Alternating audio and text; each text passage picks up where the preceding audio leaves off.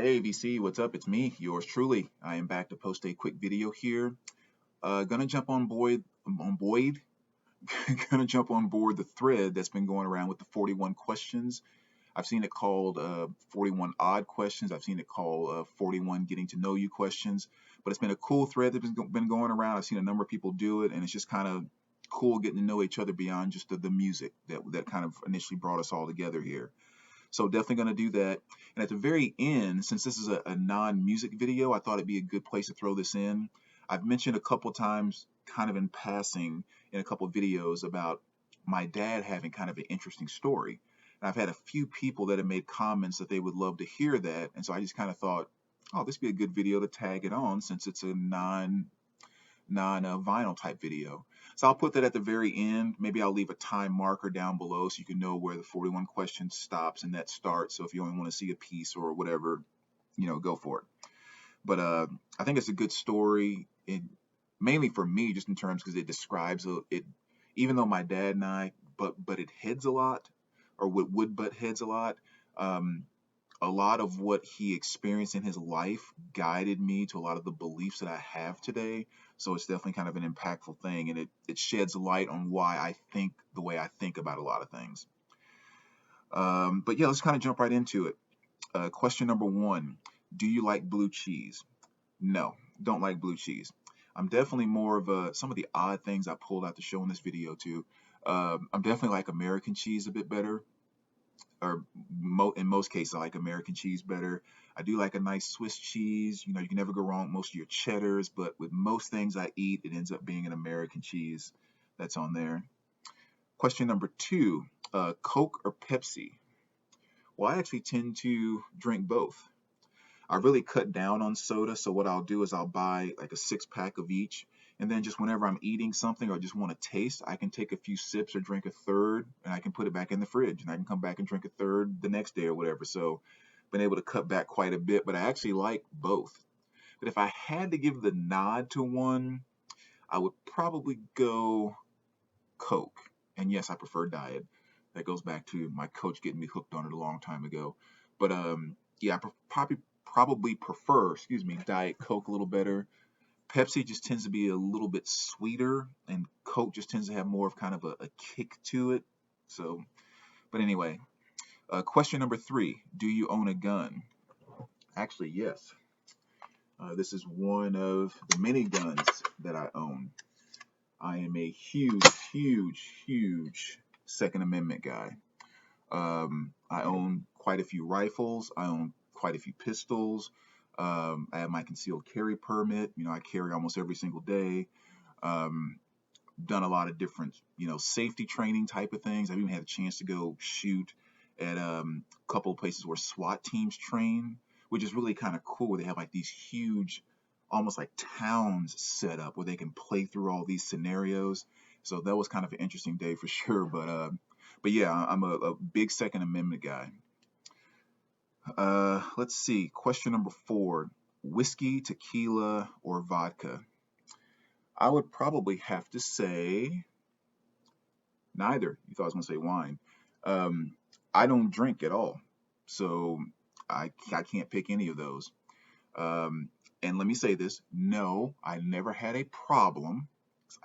You would not believe the number of times I've been asked that when I tell people I don't drink. Like, did you have a problem before? Like, no, I just in high school. Um, and I saw my dad drink a lot earlier before he quit. So seeing some of the stuff that someone that drinks a lot deals with, that kind of shied me away. And in high school, the peer pressure actually made me feel cooler when I didn't drink, when people tried to convince me. In college, it was watching my friends spend the money where we go to the club and they pay 45 to have, complain the next day about spending $45 in the club that night. And I'm like, I went with 10 and came home with 5. Like, where in the hell did you spend $40 last night? $1 to get in, $1 for your Pepsi, and then I get free refills the entire night. And the other $3 were just tips. It's like, how did you spend $40? And then of course after college, it was like, well, why do I want to start now?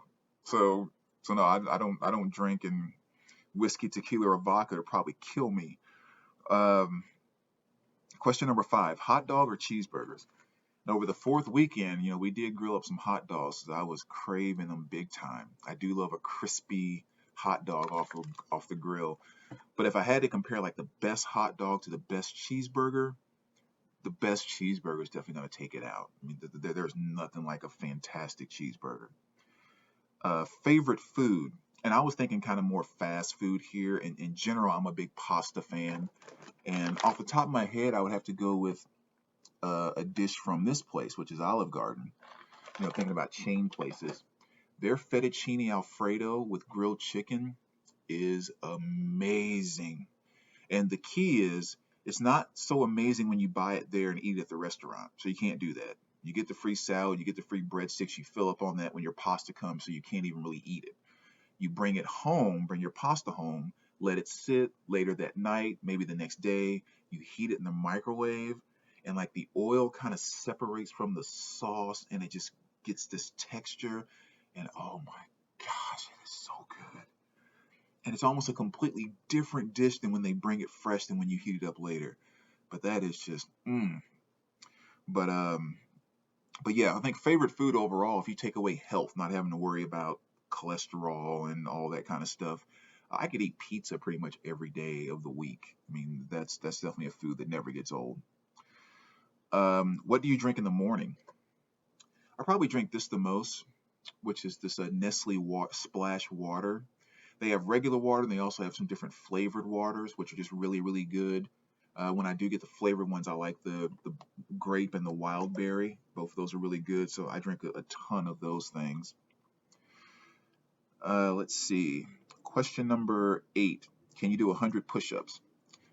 Um, I don't know. I just did some push-ups this morning, but I've never tried doing like 100 straight. So I would say maybe right now. If I can't, if you gave me a few weeks to train, I could definitely get to the point where I probably could, I would think, but who knows? It's actually a lot. um, Question number 9, summer, winter, spring, or autumn, which I'll kind of replace autumn with fall because I think fall is probably my favorite time of the season. Um, I just love it when summer's been kind of hot and it starts to kind of cool down, especially here in the Midwest when you get the trees and everything changing. You get these very, very bright, vivid yellows and reds. There's this one place I drive by when I'm going home, where my mother lives, and it almost looks like a painting that you're looking at with this hillside of just, it's so beautiful. But yeah, temperature cools down a bit. You get that nice breeze, and the trees starting to have shed off some of their leaves. During the day, you wear shorts and a t-shirt, but at night it might just be nip enough where you might want to throw on a very light sweater. Love that time of year.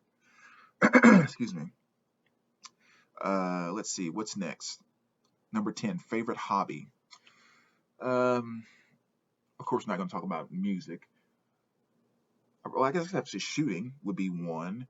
I do also like playing golf, and I do love to mountain bike, even though I don't mountain bike as much as I used to, or even golf as much as I used to, for that matter. But yeah, I think those three things. If I had the ability just to do all three of those a few times a week, that'd be pretty freaking awesome. Any tattoos? Question number 11. Yeah, I got a few ones I can show you here, kind of like one on my shoulder there. It kind of goes up a bit so you can't really see it, but kind of like a scorpion trapped inside of a little funky cage there, and just kind of like another tribal piece again that kind of goes up here and you can't really see it. And then on my back, I have the Godsmack Sun up there. Again, my favorite group. Um, so yeah. Question number question number 12. Do you wear glasses? No. Question 13. Any phobias? I don't really have a phobia per se. I do I do have an issue. I can't stand fixed heights. So like standing on top of what's that building out in Vegas that kind of looks like the Needle up in Seattle?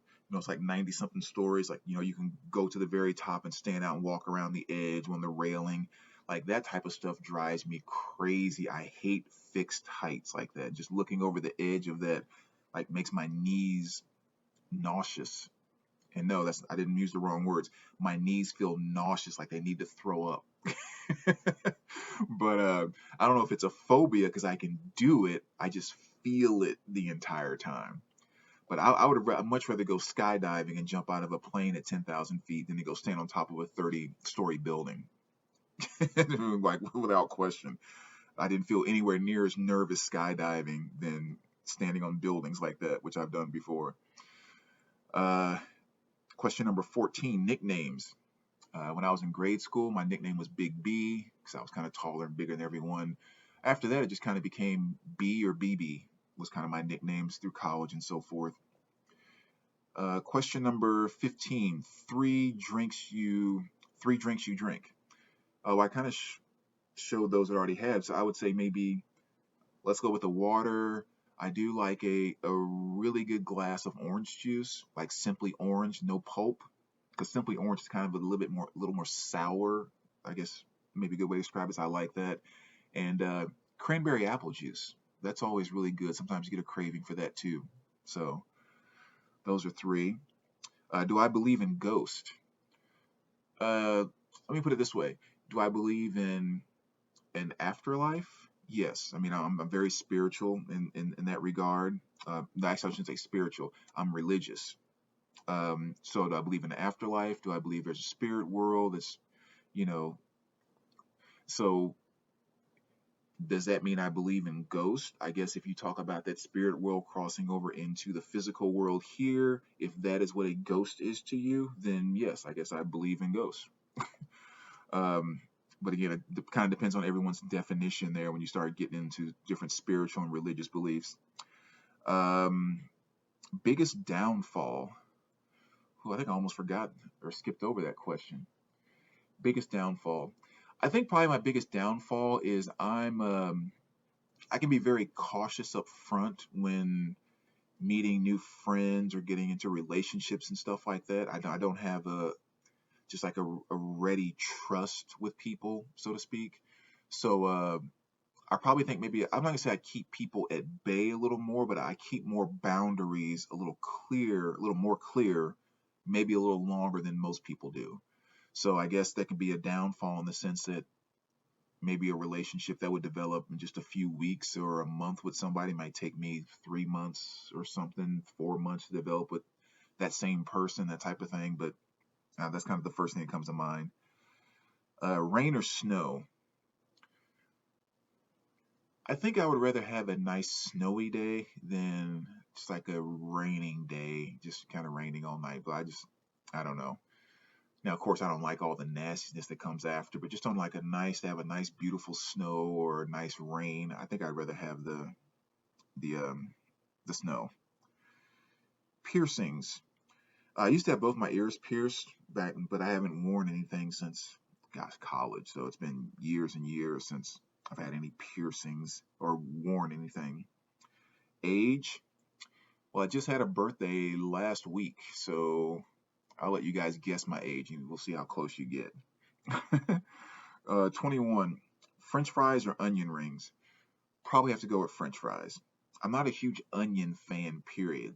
Some burgers I like onions on. I definitely like Funyuns, like those are delicious. But in general, I don't gravitate towards onions that much, so I have to go French fries. Will 6 friends do this? I don't know. I mean, I got 6,000, almost 7,000 subscribers. So would I maybe guess maybe 6 people that haven't seen these videos yet might do it? Yeah, maybe. Any kids? No. Favorite color on question number 24. My favorite color is probably a chutney, or maybe you can just say like a burnt orange. That's kind of my favorite color. Um, for those that live here in the States, it's kind of known, I guess, as Southwest colors.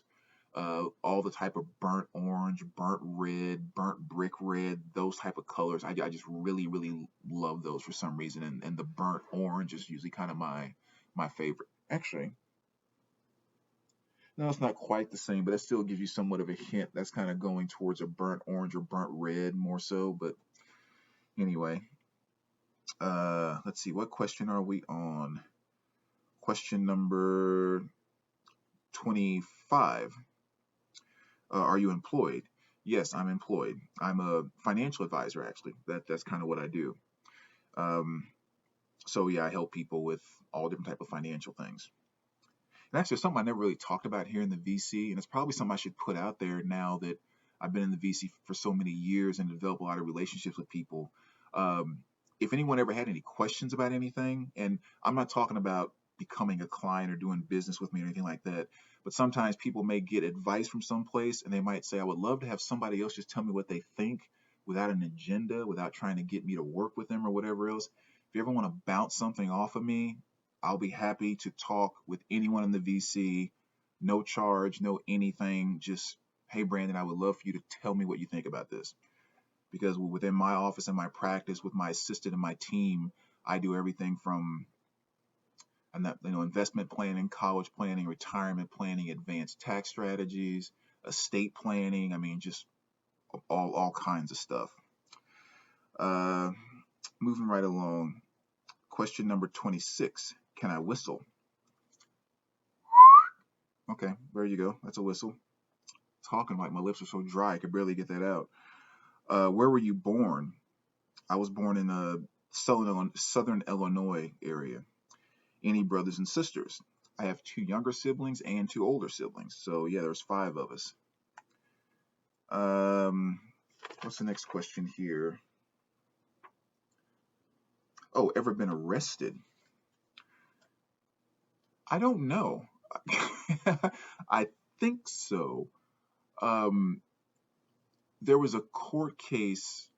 It's about like a property damage case, and my brothers and I were defendants in this particular case, and I was in college at the time, and our lawyer didn't tell us about a court date.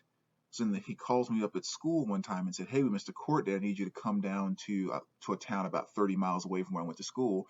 I was like, oh, "Okay, I got time between this class and this class. I'll come down there." And I came down, and I think technically that was an arrest for missing that, but I mean, we didn't get like, cuffed and thrown in, blah, blah, blah. But I think on the record it went down like that. But I don't know. Um, so again, that was like 20 something years ago. Any surgeries? I did fracture the growth plate in my ankle one time. I back when I was in junior high, early high school, I was really into the whole freestyling thing. And my friend John and we built a quarter pipe in his backyard, like the big 8 foot vertical ramps. And we used to actually compete. We would travel around doing competitions and stuff like that. And we're practicing one day, and you're going up 15, 16 feet in the air, coming back down, and my back tire got hung up, came down on my ankle wrong, and kind of fractured the growth plate. So they did put me under to set everything, but they never cut me or anything like that. They just kind of to put the cast on and blah blah. So pretty blessed in that regard. Are you religious? Yes, I am. As I kind of mentioned, I definitely have a very, let's just say, a big faith, if you will. Question number 32: shower or bath? Well, being 6'5", 6'6", I haven't had a lot of opportunities to have baths because I've never lived in a mansion that had a tub that big. So with your average bathtubs, I'm not fitting in it unless my whole upper body is going to be under the water and legs going to be hanging out over the side like crab legs hanging out or something, or vice versa. So I pretty much only experience showers. So I don't know. So I have to go with shower, I guess. You like gambling? No, I'm not a gambler. I mean, the closest to gambling I get is doing an NCAA pool, or if I go out to Vegas or something like that, like I'll take $20 into a casino and I'll play, penny and nickel slot machines. I just keep playing until the $20 is gone, and then it's like, okay, that was fun. Let's go do whatever else. So no, I'm not a gambler. Uh, am I a good friend? Uh, I think so. Well, I think actually it goes back to that question about shortcomings or whatever that was before. Um, yeah, I think once I actually really get to become your friend, like once I'm there, um, yeah, it just becomes whatever you need, drop of a hat. You just kind of let me know, and that's just that. And like everything that I do with interacting with you, I really tend to think about how it affects you, even though it may be something simple. It's not even on your mind, but it's just kind of once I care about a person and once they come into that part of my world, um, it's just something that I value so much. And the way I kind of think about it too is not only valuing them as a friend, but valuing it as if a good person, a truly good person comes into your life, there's a lot of bad things in this world, right? There's a lot of things that come at you and try to destroy you, try to take you down, just from all different angles, all different type of things. So when you find something good like that, such as a true friend, there's almost this feeling of you protect that, you know. And so that's just kind of a feeling I have when people become very close friends to me. But probably take kind of a longer discussion to really dive into that.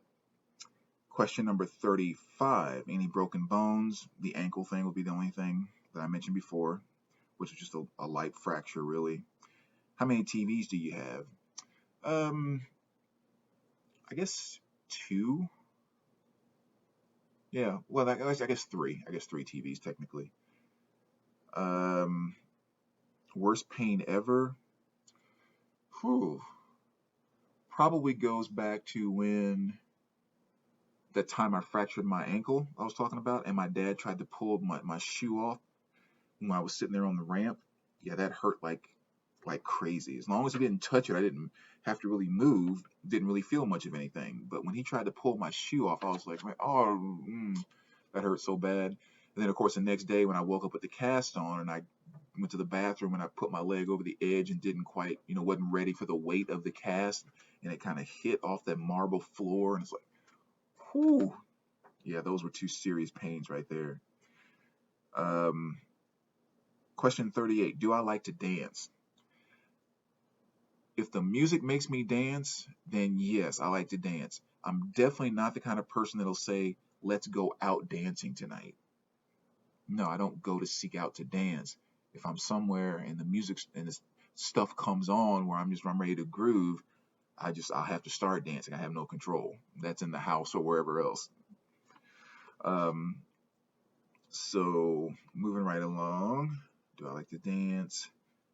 Question number 39. Are my parents still alive? My father passed away about, geez, 10 years ago now. So, but mother's still doing her thing. Do I like camping? Heck no. I don't like camping. um, but oddly, yeah, I don't like going outside and pitching a tent and sleeping on the ground and Yogi coming along and smacking all the. No, I'm not into that. But I don't know if this guy goes on the same lines. I I love RVs. Okay, so it's not the same thing as the roughing type of camping, but like one of my absolute dreams would be, I mean, absolute dreams. Like if I won the lottery today, for example, one of the first things I would do is just go out and buy an awesome RV, and I'll see it sometime over the next 3 years, 4 years, and I would just travel all around the country going to state parks, camping out there for a few days or weeks or whatever, seeing every world's largest stupid ball of twine, largest scissors, or just all the stupid stuff you can see traveling around the country, and really just make my way around the entire country, going everywhere. Go through the Southwest, go up through California, and maybe skip Washington and Oregon right now because they're kind of acting a little crazy up there, but the Dakotas and all up through the Northeast and everything. Oh my gosh, that would be awesome. So yeah, the thought of camping, the thought of RVing, oh, that'd be a dream come true, absolute dream. Matter of fact, I've actually thought about times when my collection might actually be going out as I get older and that type of thing. And one of the things that I've repeatedly thought about is I could see myself potentially selling my collection to go buy an RV. Like at the time that happens, I've thought about that a number of times. So if that gives you a hint.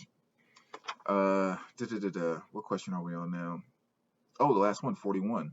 Are you weird? um, I don't think most of the things that I think or like or the way I am is outlandish or anything. Like we're just like, oh, that's just so strange and so weird. I think the weird thing, especially what most people kind of get from me, is that thing is coming from me. I think that typically is more weird than the actual thing that I'm talking about. I mean, you know how people can see you and just have so many preconceived notions about this and that, but yeah, when they start talking to me and start hearing different things about, stuff I'm into, foods I like, my political views, or just kind of on and on and on. Like everyone always goes into this, oh, never would have thought that, never would have assumed that. So my exterior does not match my interior, all that well, which I think makes people see me as being sometimes weird or a little different, which I don't mind at all. So there's the 41 questions right there. That's not too bad in 25 minutes. A little quicker than I thought I would. So yeah, that was absolutely fun. Glad I got a chance to do that. And yeah, so like I say, what I'll do now is just kind of jump into a bit of the story about my dad that I said I would share. And yeah, just kind of give you an idea about, well, I'll just tell you the story. Okay. All right. So let me kind of jump into the story about my dad here. This I'll probably give you like the medium to maybe semi-long version, but again, it's just me yapping, so it'll just go where it goes. But my dad was first generation here from Malawi, Africa. He was first generation here in the States. So he grew up in a small country called Malawi, kind of near South Africa. At that time, I think maybe even today, it's still somewhere close in the ballpark. It was the third poorest country on the continent of Africa. So if that gives you any idea of kind of where he grew up, and he grew up in a village up in the north. Clay walls, grass ceilings, nearest phone 40 plus miles away, no electricity or anything. So uh, true in every sense of what you think about when you think about a village. And so that's where he grew up. And basically, what he did was he helped my dad, my grandfather, work the fields, and they herded goats. And that was kind of the two things they did for kind of their work in the village, so to speak. And the education system that was available, if you want to call it an education system, because I mean, all this system had was a few kids from about three different villages met by this tree down by the river, and they all sat on the grass by the tree. And there was one teacher that had an old broken kind of chalkboard and would teach them what little they could try to teach them, which basically went up to about our fifth or sixth grade level here. That was about the extent of it. So these kids would get up and run and meet by the tree, sit on the grass, and again, there's no utensils, there's no, they're not writing, they're just sitting there Indian style with their arms crossed, listening to what this teacher's saying with this little bitty chalkboard. And then after that, they would go back, work the fields, and herd goats, and that was that. So even with the little bit that my father was being taught at the time, my grandfather kind of saw there seems to be a bit of intelligence that he has, which again, coming from everyone else in the village who pretty much has no education whatsoever. Um, but still, um, I'll kind of cut it short a little bit here. So my grandfather used to travel to the city, and he would go for like a week, take him a couple of days to get there.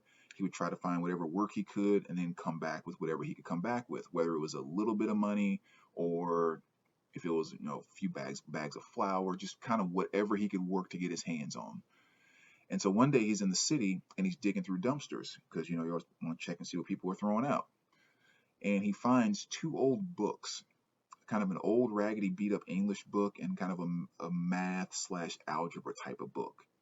And so he grabs them, and takes them all the way back to the village to my dad and just gives it to him and says, I don't know if you can figure out anything, but there's actually two books here. So see if you can figure out what's going on inside of any of them. So they would herd goats and work the fields during the day. And then at night, my dad would go down by the river, light a fire, and just sit there by the fire and try to figure out what the heck's going on with these books, you know. And this is as a young kid, And so he said he would just go over them over and over again. 90% of the time, he didn't understand what it was that he didn't know this word, didn't know that word. But he said more and more, he would just pick up on one thing every time he went through them. And he just started to learn more and more out of these two old books. So then my grandfather was really starting to see, "Ah, man, this kid seems like he has an intelligence. I think he might actually be able to go to a public school if I could just figure out a way to find a public school, number one, because they don't exist anywhere in the north or in the villages. So what my are really kind of in Malawi for the most part of that time. So what my grandfather decided to do was he's going to leave home for 3 or 4 months and travel all the way down to South Africa and try to figure out how to do two things. See if I could find some family down here that would let my father stay with them so he could go to a public school there, and see if he could work and save enough money to buy the basic supplies he would need to go to public school. And that was the 3 or 4 month goal, right? And so my grandfather busts his tail and he does it, and he gets enough. So he goes and gets my dad, brings him down there, and just kind of basically, okay, you're staying with them by being here. Here's enough money for your school supplies, and you're going to this public school. Now, my dad, even at the time, when maybe we're talking junior high-ish here now, even then he kind of knew, holy cow, this is like the absolute biggest opportunity in my lifetime to go to a junior high public school. And we're not talking about, of course, because then this is South Africa. So we're not talking about the good schools or whatever, but it was a school. It was a building to go to where someone would tell you something and you could learn how to do something more than you knew the day before. And so he was just so excited and valued that opportunity so much that he was like, I'm going to take advantage of every single thing I could possibly take advantage of. And he was one of those students that school was all that mattered. And he got, he was kind of an A student for the most part. So it gets down to where he's starting to get towards what we would call senior year here. He's like 16, 17 years old, and there's an essay competition that comes out. Oh my gosh. The winner of this essay competition gets a exchange student scholarship to some school somewhere in the United States. I get, again, laser focus opportunity. This is the So he puts so much energy into writing this essay and editing it and just going over and over till he has this thing where he feels like, I cannot make this any better than there's no way. Turns it in, and out of the 2,700 people that entered, he was one of three that got picked. There were three winners. One of three that got picked out of 2,700. You guys are going to go to the United States on exchange student scholarships. And had no idea where, but he ended up going to SIU Carbondale in Southern Illinois, which is where he met my mom. That's where my mom was living at the time. So that's how they got together and started dating and blah, blah, blah. Now, one of the interesting things I remember that my mom tells me about that time period was she thought he was so weird, and a lot of their friends and everything did too. Because again, this is the, I guess, mid 60s going to the late 60s, somewhere in there. Because one of the first things he did when he got there was he and his friend, they went to just a secondhand shop, like a thrift store. They bought some old raggedy coats and a couple old raggedy ties, and what little bit of money they had, and they each had maybe 2 or 3 sets, and they would wear a coat and tie to class every single day, no matter what the weather was like, every single day. And 60s, it's flower power, it's blah blah blah, and it's like, what's with the raggedy ties and old jackets that don't even fit you right? And but my dad told her when she'd asked about that, that is how much appreciation and respect that I have for being able to be in the United States of America and being able to go to school. He was like, I wear this to honor those two things: being in the United States of America and being able to go to school of any kind in this country. That was his level of appreciation. So I wear a jacket and tie to class every day to show that respect. And again, that's the level that he respected it, and that's how serious he took advantage of the opportunity. I mean, he knocked out his undergrad in 3 years, did his master's in I think 2, and his PhD like just under 3. I mean, he like just okay. So he and my mom were together. They were about to get married. My mom gets pregnant with me, and when he finishes school, his student visa is up. So now he has to go back to Malawi. Now he wanted to stay, but he said, no, this that's the way the visa, that's what I agreed to when I came over. So I'm going to go back, and then we'll figure out a way for me to come back over.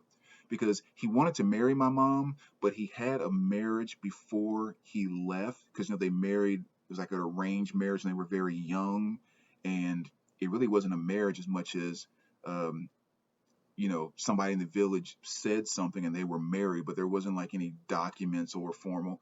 But even then, the U.S. said we have to see that resolved before you can marry someone in the U.S. Otherwise, you're married to two people. And so he was like, okay, I have to leave. So my dad didn't overstay his visa, didn't try to whatever. He left. And when he went back, he decided, well, while I'm back here, what I'm going to do is work for the government for a while, since I'm educated now. And political science and criminal justice was his degree, a PhD. I'll work for the government until we can figure out this thing and I can come back. Well, he ended up, well, I should say, the president of the country at the time, his name was Banda, who was a dictator that had basically been president like over the course of his life, and it had been like 40 something years, I think. So it was a long time. But that's the only president my dad had known growing up, and my dad thought it was just another government, period. So he goes back over, and my dad starts working as part of the UN delegation from Malawi. He's kind of a representative slash interpreter, right? So he comes over for the UN meetings and blah, blah, blah. Anyway, one day, a friend of my dad's who is kind of high up in the government over there comes to him and says, hey, you need to get out of here. It's like, well, what's the deal? Well, your name is on the list.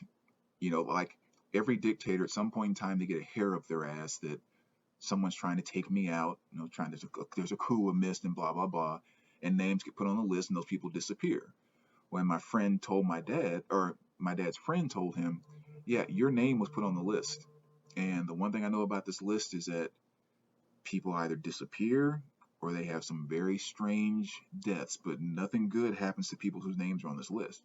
And my dad found out later on that he wasn't a part of any coup or anything, but the president feared him because of his intelligence and like the fact that he had been educated in the United States. He went to college in the United States. He saw that as a threat of something that could also kind of take him out.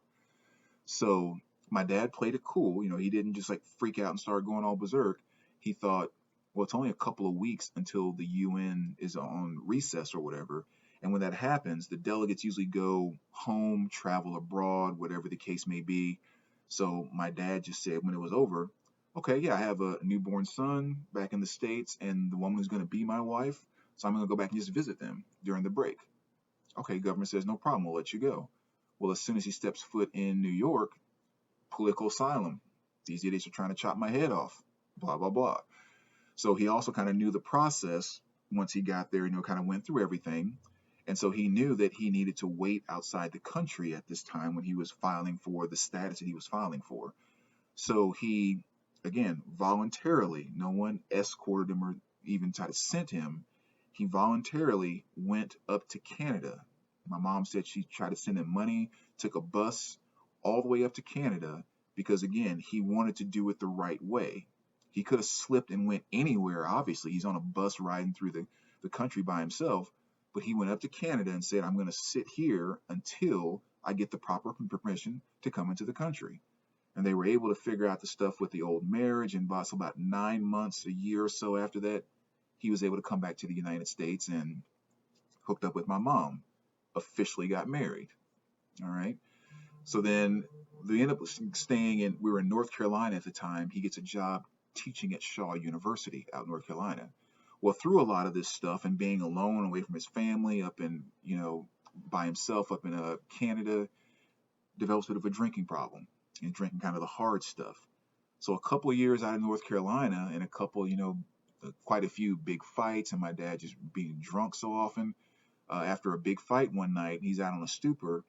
My mom packs up our bags, and then I had my two younger twin brothers at the time now too. So there's 3 little kids, and she packs up our bags in the middle of the night, 1 o'clock in the morning, and we have an Amtrak train, and boom, we're halfway across the country. My mom says, I'm not keeping my kids in this situation.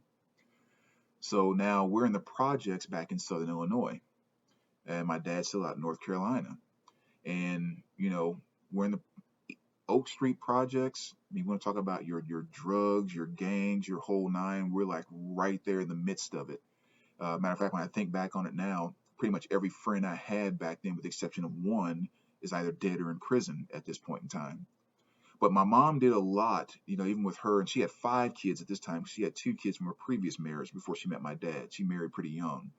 Um, but she was the one that really kept us away from a lot of that stuff because with the combination of my grandmother and my uncles and everything else, we were forced to be in church all the time. You wouldn't dare even think about mouthing off to an adult anywhere. And just the lessons that she taught us day in and day out about this is what you do, this is what you not do. I mean, she preached so much truth to us all the time in the midst of the damn war zone, quite frankly. And so much of that stuff stuck. And I still think it's the reason why, she had 4 boys. I mean, of course, my younger brothers were younger at the time, but still, as we grew up, 4 boys that didn't get caught up in any of the stuff that was going on in our neighborhood. They actually did a piece on 60 Minutes one time about those projects with just the drug issues that were going on. One of the lessons I remember is we got some food stamps in the mail one time, and this back when they actually came in a little book, and I pulled one out, and my mom was like, "Put that back in there." I was like, "Well, why can't I have this one? I mean, there's a bunch of them here. They'll send you more. Like they're just like free money." Man, when I called food stamps free money, I mean, I got a lecture to the point where I probably should have been taking notes because that's not free money. People work their tails off. That's somebody else had to give that money for us to have this and that. And I mean, just talked about the appreciation and not to take things for granted. And there wasn't such thing as free money and blah blah blah. And I was like, okay, yes ma'am, yes ma'am, yes. I thought it was just. But again, even to this day, it's seared up in there. But that's why my mom kept us here in that environment. So my dad, again, it's been about 2 years or so now. We're in that situation, and my dad's, hey, I got to get back with my family. That's my wife. That's my sons. I need to do what I need to do. Got sober. Stop drinking. Stop smoking. The whole nine. So he gets back together with my mom. He comes and meets us up in Illinois. Now we're sitting in the projects with nothing. He doesn't have a job at this point in time. So he makes it his mission over the course of that first 6 months that he's there. I'm getting a job somewhere, and I'm not going to rest until I do. He's stacking resumes, and I mean, he's just applying and traveling all over the place, just doing interviews, trying to get a job somewhere. He lands a teaching job at Lincoln University over in mid Missouri. And this is a part of the story where I tell you about how when I went from the projects and I moved, my new friends didn't look like me, and I was introduced to metal and and Zeppelin and everything else. This is that stage when that happened. So he gets us out of that situation, and we move to the suburbs in mid Missouri. And I mean, we go from a project to a 3-bedroom house and, 2 full baths and vaulted ceilings and a ceiling fan and a fireplace. And like, oh my God, we were like, man, does George Jefferson live down the street? Holy cow, he must be our next door neighbor now. We freaking made it. and so that's the situation that we're in, and we're there for a long time. I go through all of school and high school, and I go to college and all of that. My dad's teaching there the whole time, and during this course of teaching there, um, maybe 10 years or so after we're there, band is starting to get a bit older at this point in time, doesn't have as much influence and stuff in the government the way he does. So my dad can start kind of dabbling again, and one of the things that he was always very passionate about is wanting to go back and help people that he knew were in the situations that they were in, the situation he came from. So he was able to start traveling back to the villages and everything. And one of the things that he did was he got us together as a family and just kind of said, these are some things that we can really do to help people out that are in need. He was a professor. My mom worked for the city. I had just kind of started my career for the most part, kind of right in college and just getting out of college. So he didn't have, actually, no, I take it back. I was in high school at the time, just graduated and was working some part-time jobs and that type of thing, or hourly jobs, I say. Anyway, so he was like, with just a little bit of money we can pull together, there's some pretty big things that we can do. And that's exactly what he did. Well, going back to the villages up in the north, putting in fresh water, wells, stuff like that. He built some grinding mills in a few of the different villages where people could grind their corn and the flour and stuff. So they didn't have to travel all the way to the city to do it. Um, he set up these things that we used to call stores, but what they basically were was kind of like a little shed, is what it ended up being. But we were able to like send over just basic supplies to keep them full. And I'm talking basic stuff like cloth, needle and thread, just all these little things, toenail clippers, stuff that we completely and totally take for granted, that people just, wow, look at all of these tools that we have available to us now. And he's just kind of give that stuff away at the stores. Then our family built some free clinics over there. Again, kind of the same thing. We're talking about being able to give away, like we would go to dollar stores and buy, he buy a couple hundred bottles of Neosporin if they had those there. We would, buy a few hundred or a few thousand ibuprofen pills. Basic stuff where before, when you had a headache over there, you just had to wait till the headache goes away. But now there's actually this place called a clinic where you can go and get Neosporin for a cut and get a Band-Aid and don't have to get infected. I have aspirin. I have, like, just all kinds of stuff. And so those were kind of the free clinics that were made. Um, and so he did a lot of that stuff in different villages all over the place. And it's amazing too, because with the way things are over there, if we could put together $500, that was enough to get enough bricks built to build a basic school, and we're talking just four walls and a ceiling, no electricity or anything, but you're not meeting by the tree, you're meeting in a schoolhouse. And a couple hundred more dollars, and we can actually have some stools and desks built. My brother and I used to go to dollar stores, buy a bunch of pads, notepads, and just big gobs of pencils. You may pay $70 for all of this, but then you have these kids writing you back because they're so excited. They have their own notepad and their own pencil. It's like it's the most amazing thing ever. And that's what my dad had us doing as a family for I don't know how many years. You go to garage sales. I'll give you $25 for all those baby clothes. Okay. He's packing them in boxes, sending them over to the stores. Give those out to people that have absolutely nothing for their babies, that are just walking around with nothing, naked, But now the baby has socks. Now the baby has a onesie. Now and all of this stuff. Garage sales, we would just pick up stuff like that all the time, and he would just ship boxes left and right over there. But that's what he did. That's what he had us doing. And again, I love the fact that he wasn't putting it on somebody else to do it. He got the family together and said, with the little bit of money we have and what we're able to do, the opportunities we have here in the United States, we can do that to take care of so many other people. So Banda finally dies. Yay. Right? He finally dies. And the country's going to have its first democratic election ever. Now, my dad, being political science and criminal justice professor, he had done a lot of work with my mom, who now worked for the International Students Department, with bringing more exchange students over, basically the same way that he came. So he made an effort to say, I'm going to try to do more than that, or do more of that. So he would be contacting people over there. My mom was the one helping them with all the paperwork and walking them through it and getting them all here legally to go to school as exchange students. So when Banda dies, there's a couple people running for president in their first Democratic election. One of them name is Maloozy. He's heard my father's name. He knows what he's been doing over there in the country, especially up in the north.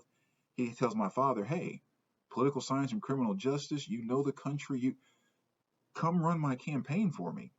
My dad's like, cool. He goes and runs the campaign. Maloozy wins. So he's now the first Democratic elected president of the country of Malawi, which I wish I would have understood this better at the time, because after he won, Maloozy came over here to accept an honorary degree that he got from Lincoln University, and then also to meet with my dad. And so we're going to have dinner with him, and my dad was like, no, you need to come back down because we need. I'm like, Dad, I got stuff to do, man. I was like, who? Fine. So I put on my little jacket and tie, and we go have dinner. And you're sitting there, and it's kind of like, okay, I wish I could be doing something else. But when you look back on it, it doesn't dawn on you. Didn't you think it was weird that like 3 limousines and how many cop cars pulled up by your house, and there's like guys standing around with earpieces in there? Like, maybe this is bigger than just a dinner with a dude. It's like you're having dinner with a president of a country. I really wish I would have interpreted and appreciated it more, but I wasn't into politics and stuff like that back then, like the way I am now. But so anyway, so Maloozy's president. So then my dad retires, and he decides, hey, I can go back over there and run for office because I can easily go back and forth and won't consume all my time, blah, blah, blah. So when my dad retires, he decides to go back over and run for parliament, basically like our Congress here, and he wins. And when I say won, I mean we're talking. We saw the sheets that they put out after this, where there were some districts where there were 978 votes, and my dad got 971 of them, and the other two guys got the remaining seven. And then no exaggeration. I mean, that's my dad could have lost 90% of all of his votes and still won. But the reason why is, especially when it came to the north and the villages, he was the only name and only person that had ever gone into the villages in any of those areas up there and had done anything for anybody. Like literally, most of the people couldn't even tell you who their politician was, or they couldn't point to one thing in their lives that says this came from our government. But, you know, Mr. JB, he gave us water, he gave us clothes, he gave us, blah, blah, blah, blah, blah, blah, blah, blah, blah. And so it's just a landslide victory in his district. And that's what he basically did until my dad passed away. So that's kind of his overall kind of short version of his story, so to speak. And my or long version, I guess. And I said my dad and I, we really butted heads a lot. But one of the reasons why, the first time one of my younger brothers and I went over there, we went to the village where he grew up. We're driving down the road, and we get off the road on a dirt road. And you get off that dirt road and you start going through the bushes. And like for 30 minutes or so, you're driving just out in the middle of nowhere. I remember one time our driver stopped at a stream and was like poking at it to see how deep it was, see if we could drive over it. I'm like, where is this dude taking it? And so we end up finally at my dad's village out in the middle of nowhere. And I remember sitting there with my brother, and I turned to him and I said, it finally makes sense. He was like, what are you talking about? I was like, of why dad is such a just stubborn, pig-headed, my way, and once I make up my mind. Because I said, that's the only way you can get from here to PhD Central Missouri suburbs. It's like there's no other way you can get from here to there. You just have to be so determined and so focused and just seize every single opportunity that comes your way, no matter what obstacles are in front of you, no matter how much you think you're being treated unfairly or your situation is unfair. And like you have to ignore all of that and just think about, what do I want to achieve? And so that was one of the things that really always sits very, very strongly with me, is anytime I hear someone trying to make me out to be a victim or to be part of victimhood, or whether it's because of my skin color or because of whatever else, you can't do it. And you never will be able to do that, because if anyone had the opportunity to complain about being a victim, it was my dad. I mean, he had so many chances to quit or just dive and wallow into victimhood. I mean, he had that chance when he was in one of the poorest villages in one of the poorest countries in Africa with absolutely nothing.